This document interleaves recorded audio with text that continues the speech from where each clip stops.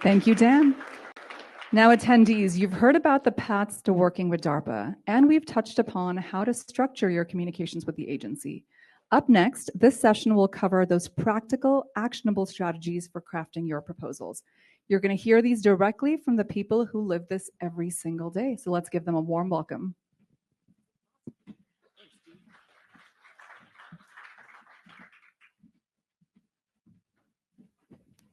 Okay.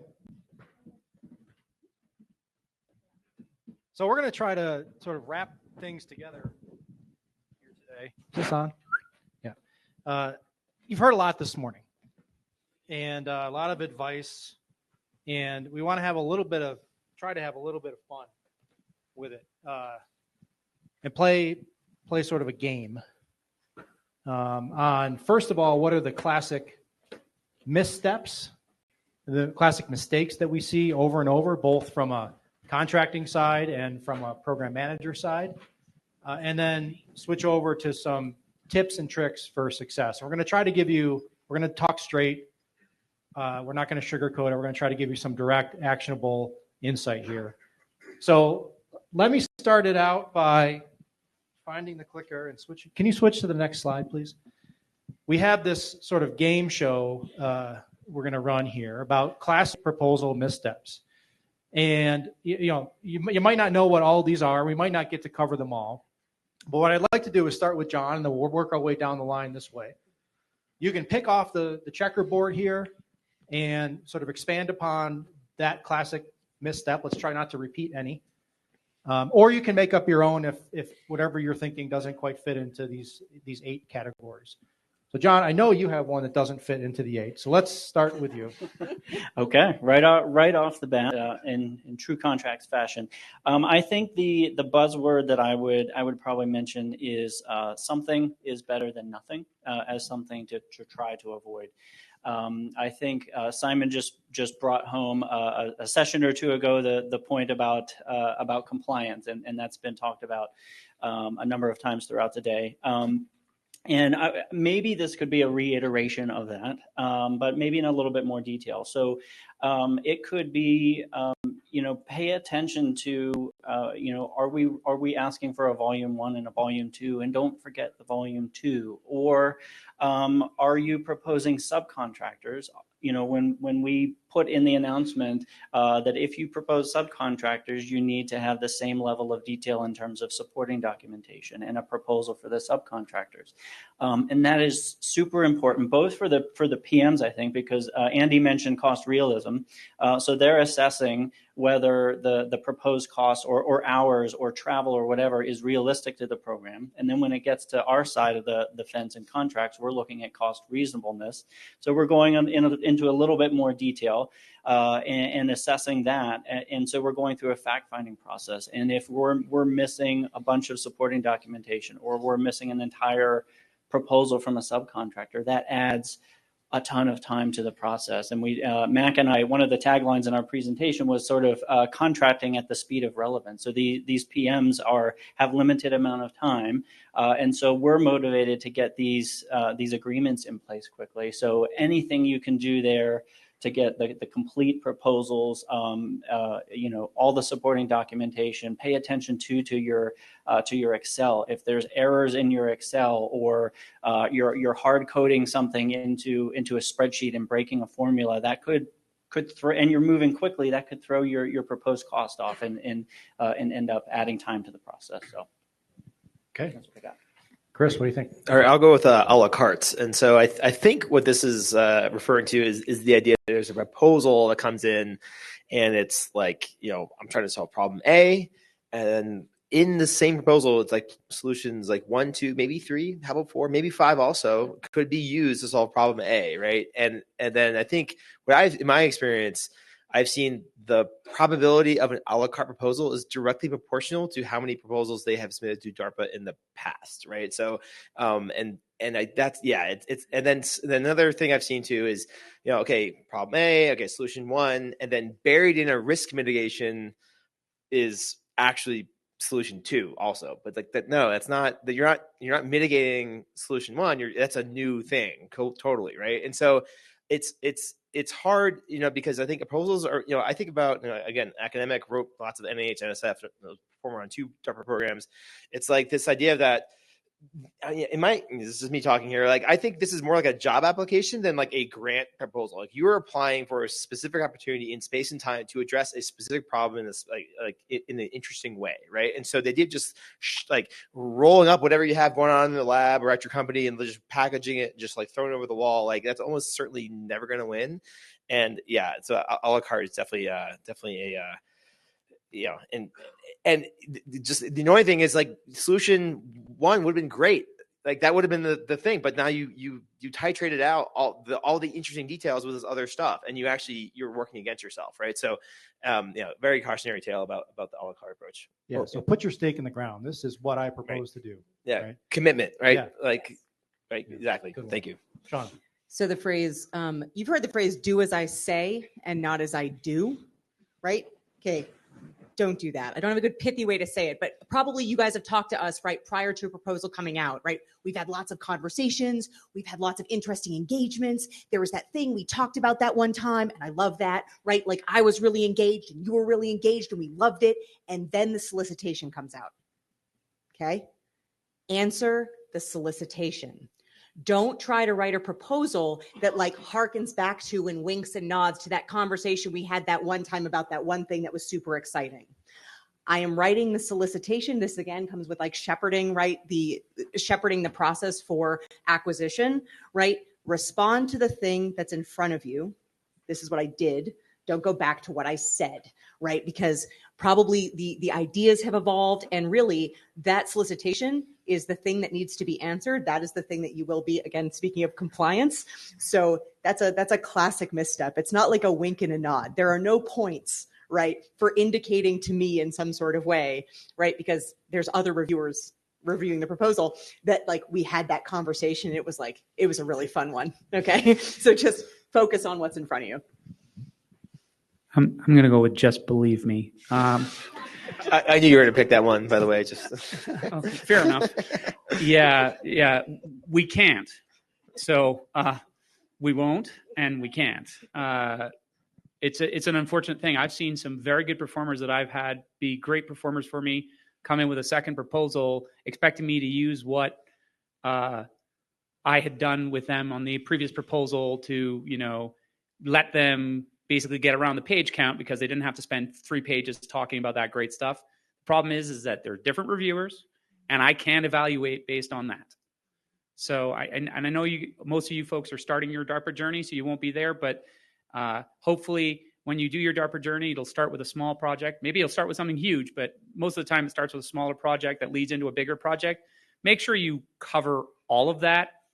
And we can't just believe you. We won't anyway, but we can't.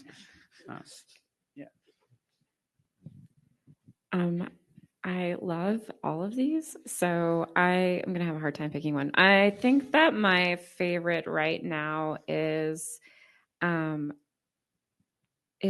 better. I like that one. And by like, I mean, please don't do that. So we write solicitations because we are very interested in answering a very specific question, and we're not trying to be prescriptive. And we're asking for a very specific thing, right? Very specific body of work that you will submit to us, right? Don't write your proposal in such a way where you're like, yeah, I know you're asking for this thing, but like what you really should have asked for was this. And this is actually the thing that I do. So like, also we're going to talk about that thing now. That's not going to be helpful. And that will definitely not get good scoring and may even be considered non-compliant depending, which means that it just gets totally tossed out. So, I'm sure, yes, you do know a lot. But we're asking for something, and you would, if you're a teacher, right? Like you would be pretty ticked off if you're like, I need you to write an essay on Lord of the Flies, and your student comes in and is like, I know you wanted me to read that book, but instead I read this one and it was so good. And it's like, yeah, well, maybe it was, but that's not the assignment. So anyway, just think about that and consider it through that lens. Okay, just in the interest of time, we're going to move on. Except my favorite would be reflection. The ones that haven't been discussed yet. which is also, I think about it like BAA mirroring, which is like we put some things out in the BAA and you tell it right back to us, almost using the exact same language. That's a waste of your precious space, right? So you don't have to tell us what we already told you. Just tell us something new about your idea. See that a lot. Okay. So that was like we were all being negative. Nancy's up here. Let's be a little more positive. So last slide, tips for success. So here's what you can do to be successful. In the interest of time, we have about 5 minutes left, so we'll do like 1 minute each. So Tiffany, you got stuck going last time, so we'll start with you and we'll come this way. Okay. Let's see here. I'm going to say follow the instructions, use the templates provided. Read the BAA, read the solicitation, follow the directions. Again, if you were a teacher and your student came in and said, I know what you want, but I'm going to give you this other thing, you would be really not happy. So please don't do that to us. Use the templates provided. We do that to make it easy for us to review relatively quickly because, again, we're moving at the speed of light. I would go with the submit drafts early and often. A lot of our programs are complex. You want it to be the best product you can get in, but make sure that you have your accesses to the account and everything else. We consistently get a bunch of emails at 4:50 when stuff's due at 5 and have to rule out performers that just can't get through the IT. It sounds crazy, but it's just the facts of life. And it's a waste of everybody's time because at that point, you've wasted your time and we have to find you non-compliant, like by rules, because we can't give you extra time and not give others extra time. It's just, we can't. So I'm going to go off the grid here. Show me that you understand that the proposal is the first step and not the last step. So when you put in that proposal, not just the technical piece, but the programmatic piece, right? If you're like, and then we've got 10 different partners and we're all going to come together and make magic happen, right? And you do this great job of like describing the magic and you put all the evidence in. And then you have this approach that says that your PI has 10% of their time and then they're supported by like 25 other people and there's no program manager and you've induced a ton of programmatic complexity. No, thank you. Make sure that you show me in your proposal that what you're going to do is you have a plan from start to finish and that you understand, I got it. Weirdness happens. This is DARPA. It's going to go take a hard right when you thought it was going to go left. We get that. Our job is to manage and mitigate risk. Show us that you have a plan for execution and that you've actually developed a team and a strategy for that execution that is just as well thought out as your technical approach. Yeah, I'll go with cost realism, and cost realism doesn't always mean just a lower budget, right? So, I get proposals sometimes that are, here's a $4 million proposal, sneaking in a $2 million piece of equipment that like your favorite mass spec, that's like whatever, and it's like that is less exciting for us, right? And then conversely, you could have a $12 million proposal that's like, yeah, that's going to require this. We have all these animal models. We're bringing people like over here. We're going to do this. Like, that's realistic. That costs $12 million. Like, fine. Like that we're looking for the value, right? And the other thing too, I think people will see maybe there's a performer budget and then do some math. Like, okay, maybe this many proposal. I'll just target that like that, number, right? Making some assumptions. Don't do that. Like, what do you need to deliver the solution, right? And then I have more than once like gotten a proposal that's bigger than I thought it was going to be. And I talked to my leadership and they said, no, that's a game changer. We'll figure it out. Like, let's get it going. Like, don't worry about that. So cost realism, just we're value, right? We're looking for value, right? It's not just about the bottom line number. Tiffany stole my thunder a little bit with the use templates provided, but I'm gonna ask to reiterate that a little bit from the contracts perspective. I talked earlier in the chat when Mac and I were up here about the Rapid OT programs. As an example, we've developed, as part of the streamlining process, I've developed a template, a cost workbook template that's specific to my programs. And an example, it has the milestone schedule in there as a separate attachment. And that might not be in the template that is attached to one of Shauna's programs or whatever the case may be. So if you submitted a proposal before and you're going to try to reuse a template from another proposal on this other program, it could, one, cause confusion, and it could add more time because we might need to come back to you and say, hey, unfortunately we need you to redo that proposal. So please pay attention if there is a specific, in my case, cost proposal workbook template that is attached to that announcement. Please do us a favor and use that specific template. Okay, in the last 30 seconds, I'll just add the provide evidence of assertions. This is really about helping us, the program managers, tell your story.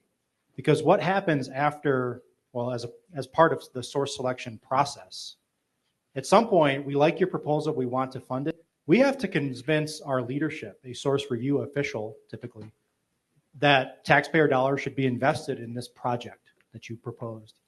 And the more evidence you can give us to support your claims, the more likely that that's going to go smoothly. I have seen it happen multiple times. A source review official will push back and say, look, I get an interesting proposal. There's just not enough credible evidence that this can be accomplished. So help us help you, help us tell your story as part of your proposal. All right, thank you for your attention. We're going to wrap it up and move on. Thank you, panelists. Attendees, there is an excellent learning module at darpaconnect.us on crafting those beautiful DARPA proposals. Please be sure to bookmark that module so you are fully prepared on putting your best proposal forward.